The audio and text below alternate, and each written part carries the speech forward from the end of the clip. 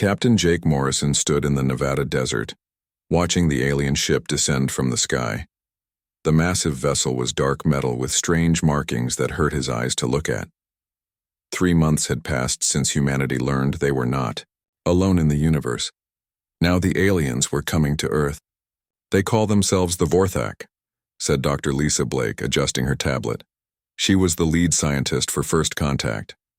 "The galaxy's best warriors, according to the Federation." Commander Ryan Hall checked his weapon one more time. "Warriors, coming to a peaceful meeting. That makes me nervous." "Easy, Ryan," said Ambassador Kate Sullivan. "They think we need protection, like children who can't take care of themselves." The ship touched down, kicking up clouds of sand. Jake squinted, against the wind. The desert was hot, over 100 degrees. Perfect weather for a July day in Nevada. The ramp opened with a hiss of steam. The first alien to walk out was huge, 7 feet tall with green scales and yellow eyes. Muscles rippled under armor that looked like it could stop a tank shell. Behind him came more aliens, all carrying weapons and looking around like they expected trouble. "I am High Commander Zethkar of the Vorthak Empire," the first alien said through a translation device. His voice was deep and rough. "I come to establish Federation protocols on your world." Jake stepped forward. "Welcome to Earth. I'm Captain Morrison. This is Dr. Blake, Commander Hall, and Ambassador Sullivan." Zethkar looked at the humans, then at the desert around them. His yellow eyes showed confusion. "Why do you meet us in this wasteland? Have your people been exiled here as punishment?" Dr. Blake smiled. "This isn't a wasteland. It's just one of Earth's environments. We have many different ones." "Many?" asked the alien medical officer, a smaller Vorthak named Grixtal. "You live in multiple environments?" "Sure," said Jake. "People live everywhere on Earth.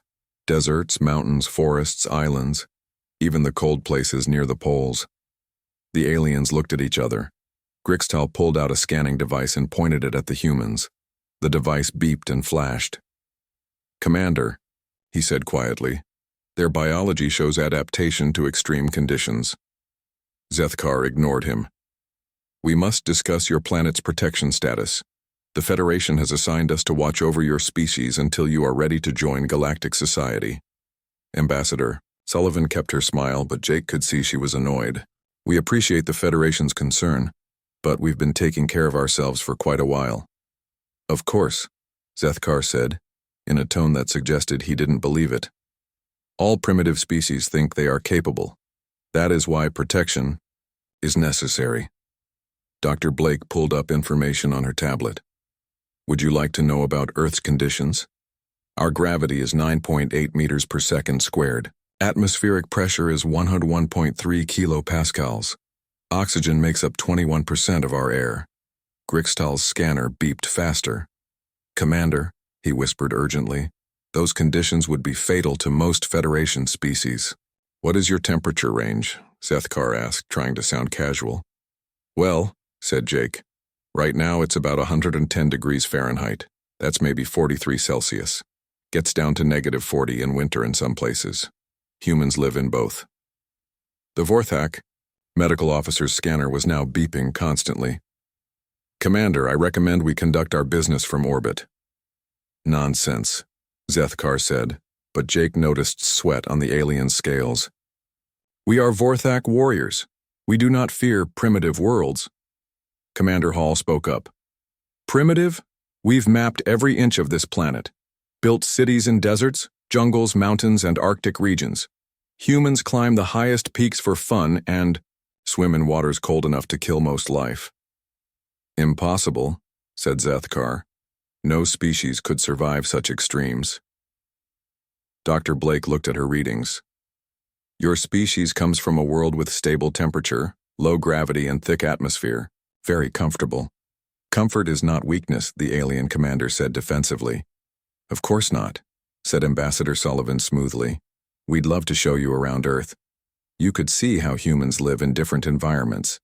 Consider it a cultural exchange." Jake watched the aliens talk among themselves in their own language. He caught words that sounded like Deathworld and impossible. Finally, Zethkar turned back to the humans. Very well. We will conduct a full survey of your world's environments. This will help us establish proper protection protocols. Excellent, said Sullivan. We've arranged tours of several major regions, mountains, forests, oceans, cities. You'll see how humans adapt to different conditions. As they walked toward the transport vehicles, Jake heard Grixtal talking quietly to another alien. The scanner shows their bone density is twice standard, muscle fiber density is off the charts, and their brain chemistry suggests they actually enjoy physical stress. What does that mean? Asked the younger alien. I'm not sure, but I don't think these humans are as helpless as the Federation believes. Dr. Blake fell into step beside Jake. Notice how they're all sweating? Their suits have cooling systems, but they're still struggling with our temperature. Yeah, Jake said quietly. Makes you wonder what kind of worlds these tough warriors come from. The convoy of vehicles headed toward the military base where the aliens would stay. Zethkar sat stiffly in the air-conditioned transport, watching the desert landscape roll by. Through the windows he could see humans working outside in the blazing heat. Construction workers, road crews, people just walking around like the deadly temperature was nothing. Commander, said Grixtal, I've been analyzing our scans of the local area. This desert has predators, venomous snakes, dangerous spiders, and other hostile life forms. And? Zethkar asked. The humans don't seem to care. They live here, work here.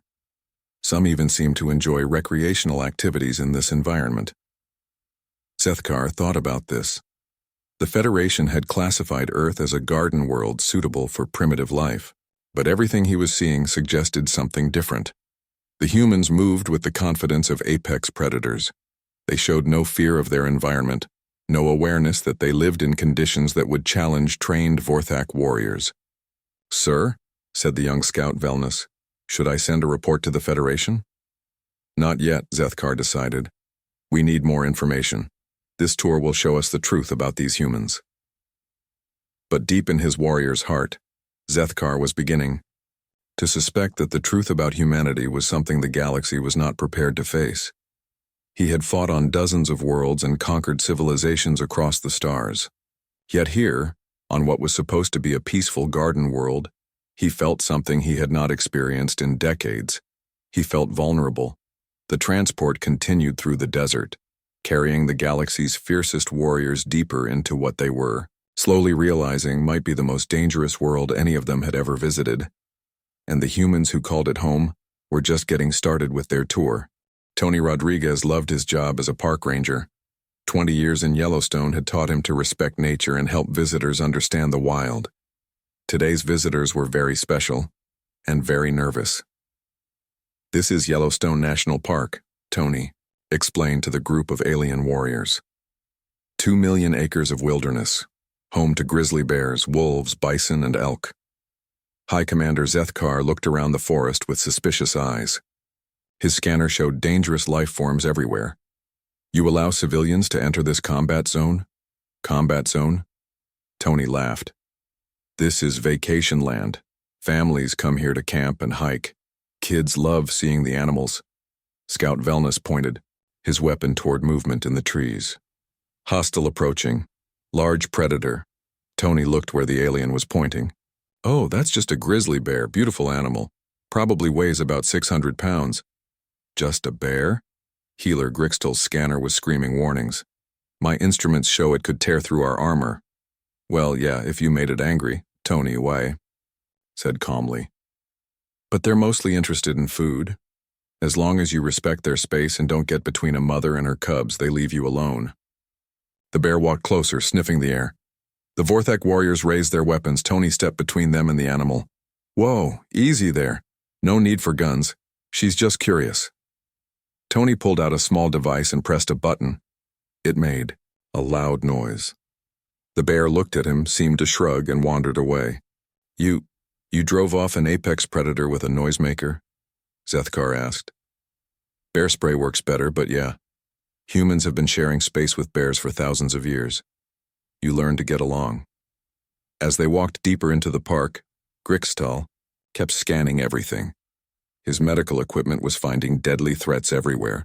Poisonous plants, venomous snakes, disease-carrying insects, and predators that could kill a Vorthak warrior.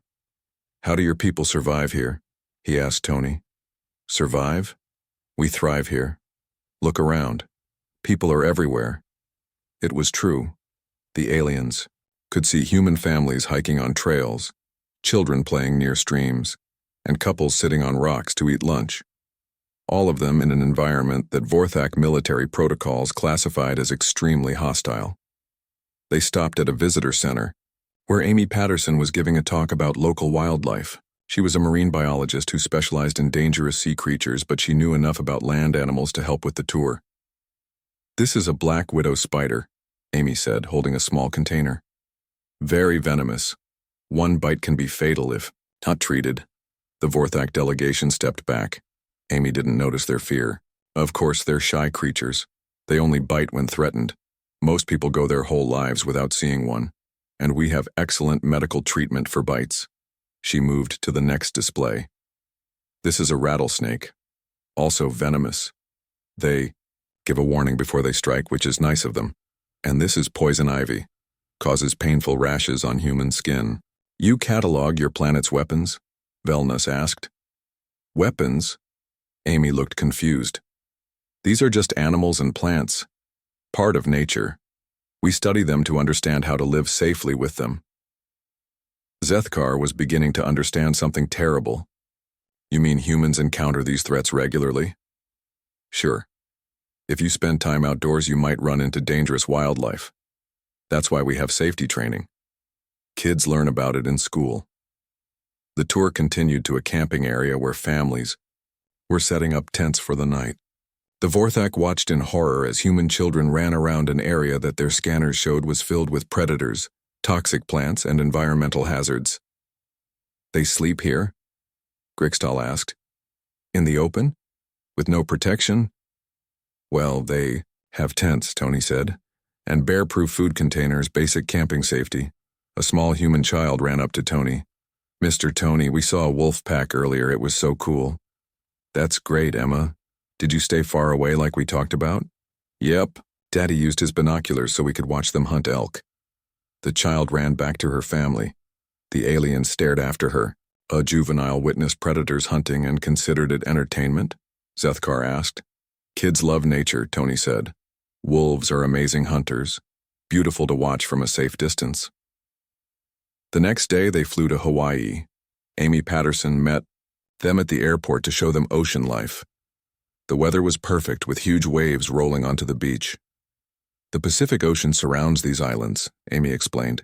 "Home to great white sharks, tiger sharks, Portuguese man-of-war, sea snakes, and other marine life." She pointed to people in the water.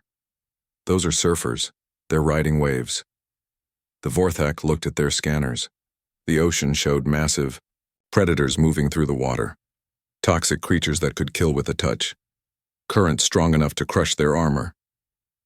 "The humans are in the water," Velnus said quietly. "Willingly." "Oh yeah, surfing is huge here. People come from all over the world to ride Hawaiian waves." They watched a young man paddle out on a board toward waves that the alien scanners rated as catastrophically dangerous. He caught a wave and rode it toward shore, moving at speeds that should have been fatal. "Does he have protective equipment?" Grixtal asked. "Just a wetsuit to keep warm." "Well, this is Hawaii, so he probably doesn't even need that." Another surfer wiped out, disappearing under tons of water. The aliens tensed, expecting to witness a death. The human popped up seconds later, laughing and swimming back to his board. "He survived," Zethkar said in disbelief. "Of course. Surfers know how to handle wipeouts. It's part of the sport." Amy led them to an aquarium where she worked with marine animals. She casually handled creatures that made the Vorthak scanners scream warnings. Octopi that could inject deadly venom, fish with razor-sharp teeth, sea creatures covered in toxic spines. "This is a blue-ringed octopus," she said, letting the small animal crawl on her gloved hand. "One of the most venomous creatures on Earth. Beautiful, isn't it?" The aliens couldn't speak. They watched a human female calmly interact with something that could kill their entire delegation in minutes. That evening, they sat on a hotel balcony watching the sunset. Families were still playing on the beach below, children building sandcastles while their parents swam in waters that contained apex predators. "I need to contact the Federation," Zethkar told his team quietly. "What will you tell them?" asked Velnus. "I'm not sure yet. But I'm starting to think the Federation's intelligence about this world is very wrong." Grixtal was studying his medical data. "Commander, I've been analyzing human biology compared to Federation species. Their bone density, muscle mass, reaction time, healing rate, everything is beyond normal parameters." "What does that suggest?" "Either humans are genetically enhanced super soldiers, or they evolved in an environment so dangerous that surviving it made them into something unprecedented." Zethkar looked down at the beach where a human child was chasing waves, laughing as the water tried to catch her feet. The child showed no fear of the vast ocean that could swallow her in seconds. "These humans," he said slowly, "they don't act like prey animals. They don't even act like typical predators." "Then what are they?" Velnus asked. Zethkar was quiet for a long time. Finally, he spoke the words that would change everything. "I think they might be something the galaxy has never seen before. Apex survivors from a world that makes warriors out of children." The next morning, he would request immediate reinforcements and a full military assessment team. Because high, Commander Zethkar was beginning to suspect that humanity was not a species that needed protection. They might be the most dangerous species in the galaxy, and they didn't even know it. Warmaster Krondus was the finest warrior the Vorthak Empire had ever produced. He had conquered 12 worlds and never known defeat. When High Commander Zethkar requested his presence on Earth, Krondus assumed it would be a simple evaluation of primitive humans. He was wrong. "The Federation's initial assessment was incomplete," Zethkar explained as they stood in the Colorado mountains. "These humans are not what they appear to be." Colonel Danny Wright led the human delegation. Beside him stood Master Sergeant Carol Brooks, a woman whose scars told stories of many battles. The humans seemed relaxed, but Krondus noticed they moved with the fluid grace of natural fighters. "Warmaster Krondus," Colonel Wright said, "welcome to Earth. We understand you want to test our capabilities." "The Federation requires accurate assessment of all member species," Krondus replied. "Standard military evaluation protocols." "Master," Sergeant Brooks smiled. "No problem. What did you have in mind?" "Survival exercise. Mountain environment. Winter conditions. Standard duration is 72 hours. The humans looked at each other. "That's all?" Brooks asked. "We were expecting something challenging." Krondus felt insulted. These soft creatures thought a standard military survival test was easy. "Perhaps you do not understand. This will test your limits." "Sure," said Colonel Wright. "Where do you want to do this?" Krondus pointed to the peak above them. Snow covered the mountainside even though it was summer at lower elevations. His sensors showed deadly conditions. Thin air, freezing temperatures, unstable terrain. "There," he said. "If your species is truly capable, you will survive." Ben Carter stepped forward. He was a civilian, not a soldier. "Mind if I join this test?" "You are not military," Krondus observed. "No, I'm a mountain guide. Been climbing these peaks for 15 years. This is my backyard." The War Master was confused. Why would a non-warrior volunteer for a military test? "This is not recreation, this is survival evaluation." "I know," Ben said cheerfully. "Sounds fun." Dr. Nina Foster was there as medical support. She would stay at base camp with healer Grixtal. "Try not to break anything important," she told the team. "I've got surgery scheduled tomorrow." The test began at dawn. The Vorthak warriors wore advanced environmental suits with built-in heating, oxygen recycling, and medical monitoring. The humans wore basic winter clothing and carried simple packs. Within an hour, Krondus realized something was very wrong. The humans moved up the mountain like they belonged there. They found paths through dangerous terrain that his warriors couldn't see. They moved quickly and efficiently while the Vorthak struggled with the thin air and cold. "Altitude sickness," healer Grixtal reported through the radio. 3 of our warriors are showing symptoms. Master Sergeant Brooks overheard. Yeah, the air's pretty thin up here. You guys want to take a break? Let your bodies adjust? We are. 4th Hack warriors, Cronus said through gritted teeth. We do not require breaks. Okay, Brooks said. But if you start feeling dizzy or nauseous, speak up. Altitude sickness can be serious. Ben Carter was practically dancing up the mountain. He pointed out interesting rock formations, identified animal tracks in the snow, and seemed to be enjoying himself completely. How is he so fast? Asked Scout Velness, breathing hard through his suit's oxygen system. Ben's been doing this since he was a kid, Colonel Wright explained. These mountains are like a playground to him. By afternoon, the weather turned bad. Wind picked up, snow began falling, and visibility dropped to almost nothing. The Vorthak warriors activated their emergency beacons, preparing to call for extraction. Storm's getting worse, Brooks observed calmly. We should find shelter and wait it out. Our equipment shows this weather system is life-threatening, Cronus said. Yeah, it's a good one, Ben agreed. Perfect weather for testing gear and skills. The humans built a shelter using rocks and their equipment. They worked together smoothly, each person knowing exactly what to do. The Vorthak watched in amazement as the humans created a warm, dry space in minutes. You have done this before, Cronus observed. Basic mountain survival, said Brooks. Every soldier learns this stuff. And civilians? Ben laughed. My daughter learned to build snow shelters when she was 8. It's not rocket science.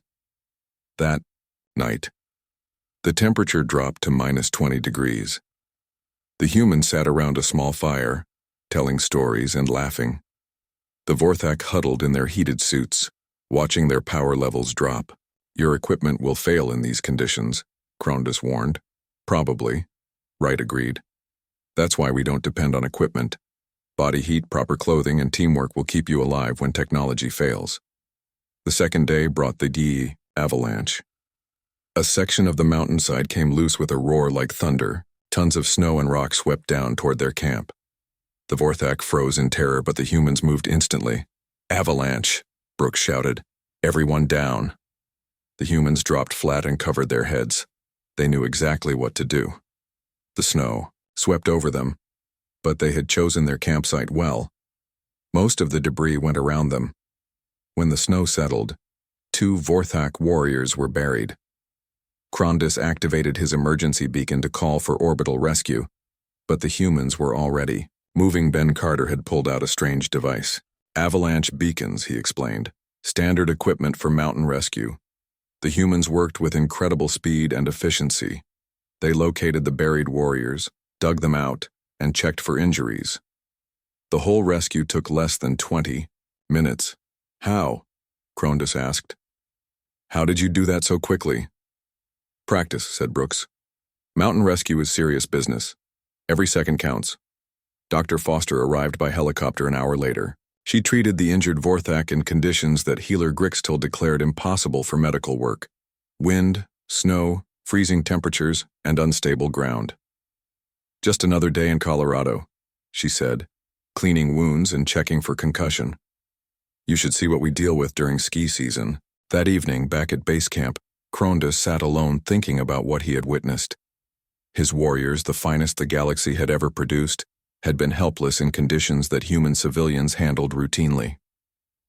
War Master, said Velness, quietly, I have been studying human military history, and they fight wars in environments that would kill our warriors before battle even began. Desert heat, Arctic cold, jungle humidity, mountain altitudes. They adapt to anything. Cronus looked at the data again. Every reading confirmed what he didn't want to believe. Humans were physically superior to Vorthak in every measurable way. Stronger, faster, more adaptable, and more resilient. But it was more than that. They worked together perfectly under pressure. They took impossible situations and made them look easy. They faced deadly challenges with calm competence.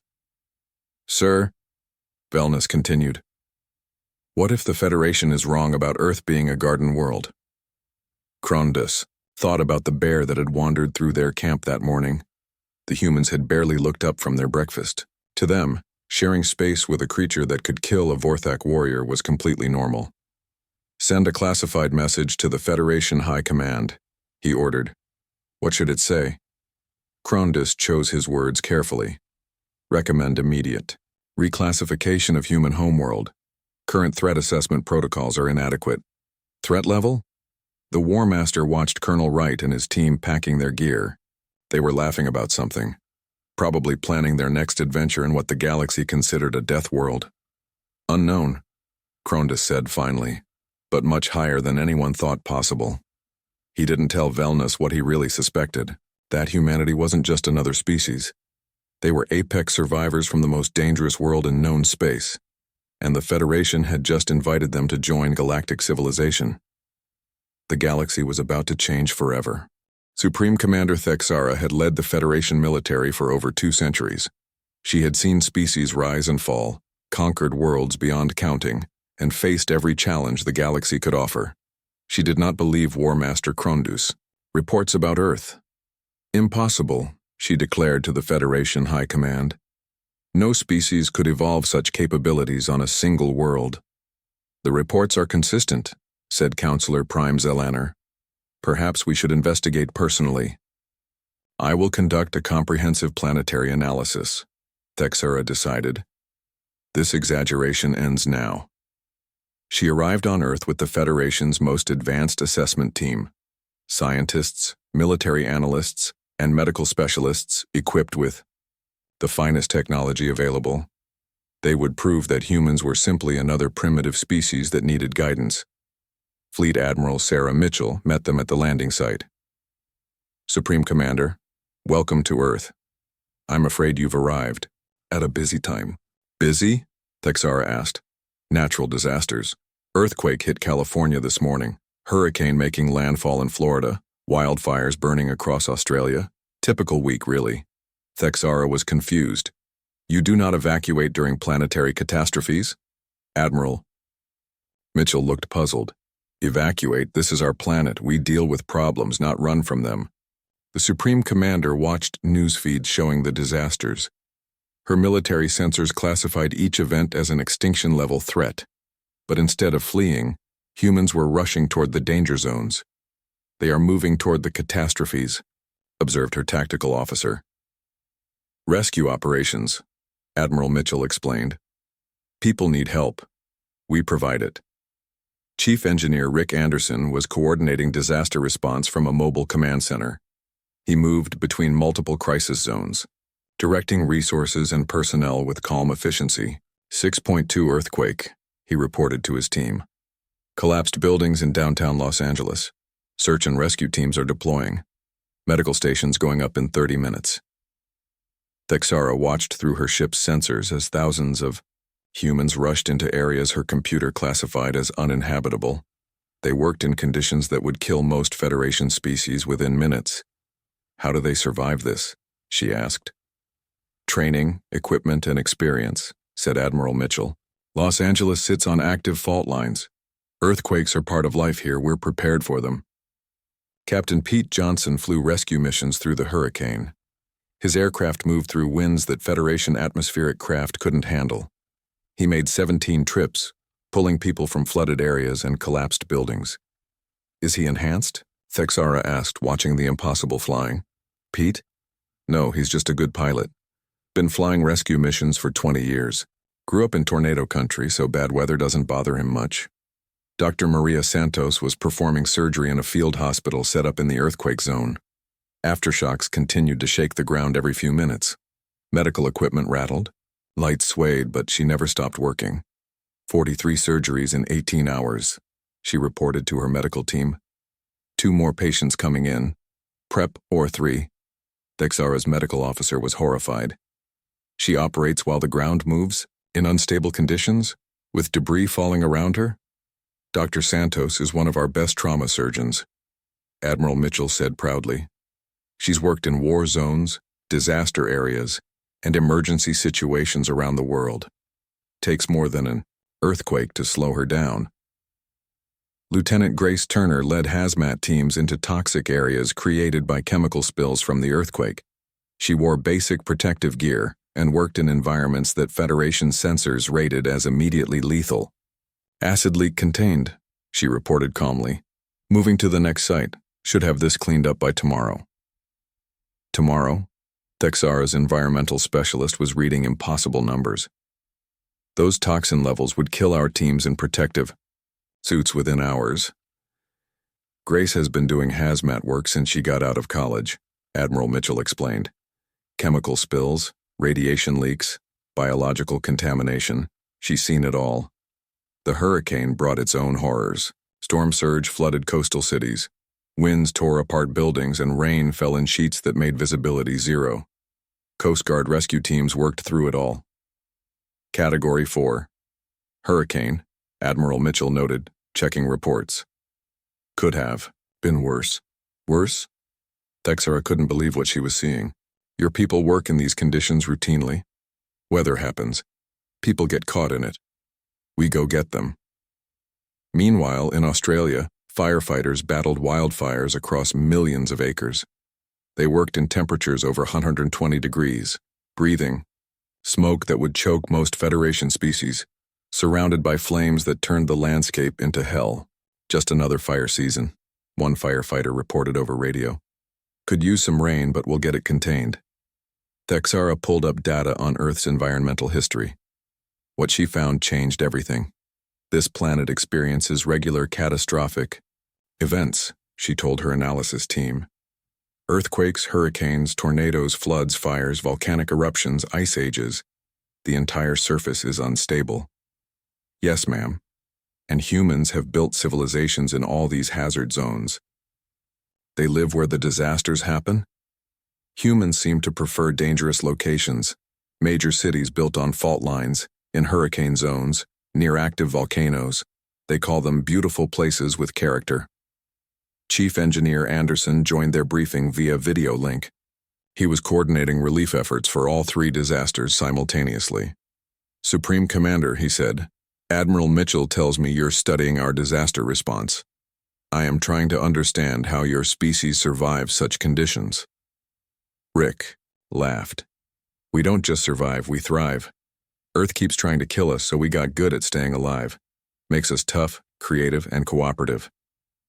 You consider planetary catastrophes normal? Sure. Earthquakes built our mountains. Hurricanes bring rain to our farms. Volcanoes make fertile soil. Wildfires clear old growth for new forests. It's all part of the cycle. Texara stared at him. You see death and destruction as beneficial? We see challenge and opportunity. Every disaster teaches us something, makes us better prepared for the next one. That night, Texara reviewed all the data. Earth wasn't a garden world. It was the most dangerous planet in Federation space. Unstable geology, violent weather, toxic environment, deadly wildlife, and catastrophic events that happened regularly. But humans didn't just live there. They flourished. They had turned a death world into a thriving civilization by becoming something the galaxy had never seen before. Send emergency transmission to the Federation Council, she ordered. Content, ma'am? Texara chose her words carefully. The message she sent would change galactic history. Species classification error. Humans are not a protected civilization. They are apex survivors from a Class 12 death world. Recommend immediate Protocol 7 implementation. Protocol 7? Her communications officer asked. Ma'am, that's reserved for species that pose existential threats to Federation security. Exactly, Texara said, watching humans work miracles in conditions that would destroy armies. I don't think they're dangerous because they want to hurt anyone. They're dangerous because they're so impossibly capable that they make everyone else look helpless. She looked at the data one more time. Every human alive was a walking miracle of adaptation and survival. They faced impossible odds with calm competence and refused to accept defeat. The galaxy is about to learn what happens when you evolve, on a world that never stops trying to kill you, she said quietly. What happens? Texara watched Dr. Santos perform another surgery, while the ground shook around her. You become unstoppable. The Federation Council had never faced a crisis like this. For the first time in galactic history, They needed to completely reclassify a species from protected to potential threat. The emergency session drew representatives from across known space. The motion before us, announced Councillor Prime Zelaner, is immediate quarantine of the Sol system pending further evaluation. Seconded, said the Catherian representative. These humans are clearly too dangerous for standard contact. Protocols. Motion denied, Zelanor said firmly. We will not imprison a species for being competent. Instead, we invite human representatives to address this council directly. The council chamber fell silent. No species from a death world had ever been allowed in the Federation capital. The very idea was considered impossible. President Kevin Moore led the human delegation. Admiral Lisa Thompson walked beside him, her uniform crisp and professional. Dr. Andrew Phillips carried data tablets containing humanity's formal response to the Federation's concerns. The massive chamber held representatives from hundreds of HFY worlds. Most had never seen humans before. They watched nervously as the small delegation walked to the speaking platform. Honorable councilors, President Moore began, we come not as conquerors or threats, but as neighbors hoping to build peaceful relationships. Your world has been reclassified as a Class 12 death world, said the Altarian representative. Our scientists declare it uninhabitable. Dr. Phillips stepped forward. With respect, your classification system appears to have some gaps. You rate worlds based on their danger to your species, but you never considered what kind of species might evolve on those dangerous worlds. He activated a holographic display showing Earth's environment. Our planet experiences regular catastrophic events, earthquakes, hurricanes, volcanic eruptions, ice ages, meteor impacts. Most species would consider this hellish. Yet you thrive there, observed the Centaurian delegate. We don't just thrive, Admiral Thompson said. We excel. Earth taught us that there's no such thing as impossible conditions. There are only problems waiting for solutions. The Vorthak representative stood. Your species demonstrates capabilities that exceed our finest warriors. Because your finest warriors never had to survive childhood on Earth, Dr. Phillips replied. Every human alive has faced challenges that would test your elite units. Councillor Prime Zelanor leaned forward. What are you proposing? President, Moore smiled. Partnership. You have knowledge, technology, and peaceful worlds. We have experience surviving impossible situations. Together we could accomplish amazing things. Examples? Asked the Andromedan representative. Admiral Thompson activated another display. 3 months ago, the Kepler colony faced total system failure. Your rescue ships couldn't reach them in time. Human volunteers went in with basic equipment and saved everyone, the council murmured. The Kepler incident had been classified as unsolvable by Federation standards. Lieutenant Commander Jack Roberts led that mission, she continued. 26 years old, fresh out of academy. He called it good training. Dr. Phillips added more data. Human trauma surgeons routinely save patients in conditions your medical protocols classify as impossible. Our engineers build structures and environments your species avoid. Our disaster response teams work effectively in situations that paralyze standard Federation units. You're saying humans are superior? The draconian delegate sounded offended. Not superior, President Moore corrected. Different. Earth created us to be problem solvers. We see obstacles as challenges to overcome, not barriers to avoid. Supreme Commander Thexara entered the chamber. I have observed humans in their natural environment. They do not seek conflict, but they refuse to accept defeat. This makes them uniquely valuable to the Federation. How so? Asked Zel Anor. Disaster, relief, extreme environment operations, impossible rescues. Situations where Federation forces have always failed. She paused. I formally request human training programs for our military units. The chamber erupted in surprised voices. The Federation's supreme military commander was asking for help from a species they had planned to protect. Dr. Emma Clark, Earth's xenopsychologist, addressed the psychological aspects. Humans don't see the universe as hostile. We see it as challenging. This fundamental difference in perspective allows us to function where others cannot. "What do you want from the Federation?" asked the Rigelian representative. "Knowledge," said Dr. Phillips. "Your sciences, your history, your cultures. We want to learn and contribute. And in return," Admiral Thompson smiled, "we'll teach anyone who wants to learn how to turn impossible situations into solvable problems." The vote was unanimous. Earth would become the Federation's first extreme environment training center. Human instructors would teach alien species how to survive and operate in conditions previously considered uninhabitable. 6 months later, High Commander Zethkar stood on a cliff in Norway, wearing human-designed survival gear. Below him, mixed teams of humans and aliens worked together in Arctic conditions that would have killed his warriors before human training. "Status report," he said into his radio. "Mission successful," came the reply from Scout Velnus. "All civilians evacuated from the ice shelf. No casualties." Zethkar smiled. Before human training, his people would never have attempted a rescue operation in such conditions. Now his team routinely handled missions that had been impossible just months ago. "New mission parameters coming in," his radio crackled. "Toxic storm on Altair 7. Federation colony needs immediate evacuation." "Roger that," Zethkar replied. "Team assembles in 30 minutes." As his mixed human-alien unit prepared for another impossible mission, Zethkar reflected on how much had changed. The Federation had learned that the galaxy's most valuable warriors weren't the strongest or most aggressive. They were the ones who refused to give up. Dr. Maria Santos worked in the Federation's new trauma center, teaching alien medics how to save lives in extreme conditions. Her students came from dozens of worlds eager to learn human techniques. "Pain is information," she told them. "Fear is data. Neither one should stop you from doing your job." Captain Pete Johnson ran the Federation's extreme weather flight school. Pilots who had once avoided storms now flew rescue missions through conditions that would have grounded entire fleets. The galaxy was changing. Words like impossible and unsurvivable were disappearing from Federation vocabulary.